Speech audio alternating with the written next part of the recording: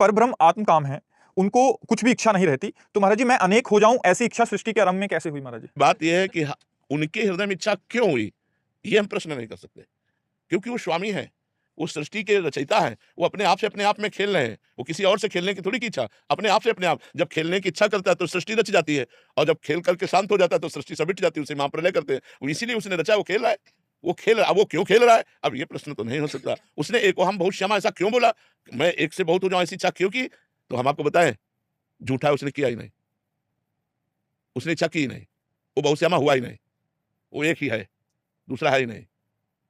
आप हमारी बात को समझ पा रहे हो जहां से हम बोल रहे, कैसे? जैसे स्वप्न में आप अनेक थे, आपका मन ही बाजार बना हुआ था, आपका मन ही शत्रु बना हुआ था, आपका मन ही मित्र बना हुआ था, आपका ही मन दुख बना हुआ था, आपका मन ही सुख बना हुआ था, लेकिन जब आप जगे तो क्या था? आपके सिवा कुछ था क्या? बस आपके सिवा कुछ है क्या? ये सब माया का था। उमा कहूं मैं अनुभव अपना, सत हरि भजन जगत सब सपना। ये जो बहुत तुम देख रहे हो ये स्वप्न है, ये जो बहुत देख रहे हो वो स्वप्न है। उसी स्वप्न को मिटा दो तो एक ब्रह्मविद ब्रह्म ही भवति, दूसरा कोई है ही नहीं। अगर दूसरा दिखाई दे रहा है तो स्वप्न है। जागृत अवस्था में आओगे तो वासुदेवा सर्वमिति, सर्वमिति माया है, केवल वासुदेव।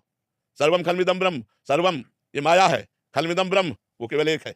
वो एक ही अनेक रूपों में भास रहा है। जैसे सूर्य एक है और 1 करोड़ घड़े रखे हैं, तो 1 करोड़ घड़े में 1 करोड़ सूर्य भास रहा है, ना कि सूर्य 1 करोड़ हो गया। घड़े फोड़ देने पर सूर्य पर कोई फर्क नहीं पड़ता, वो एक ही है। सत्य बोध होने पर ऐसा अनुभव में आएगा। जब तक ऐसा अनुभव में नहीं आएगा तब तक प्रश्न उठ जाएगा। और वो नहीं है, ये है, वो नहीं है, वो ये है जो तुम हो। तुमने ही अपनी इच्छा की इच्छा मिटा दो तो तुम वही हो, तुम दूसरे थोड़ी हो। तत्त्वमसि, तत् जैसे तुम वो कह रहे हो, त्वम असि, तुम ही हो। ये बात जब तक भजन नहीं करोगे, साधना नहीं करोगे, तो क्यों का अंत हो सकता है क्या हमें? क्यों का अंत नहीं होता है? इसलिए आप सुलझ करके समझिए, वो परमात्मा ही जब खेलना चाहता है, ये मायामय शब्द है, क्योंकि माया से युक्त होकर ही खेल होता है।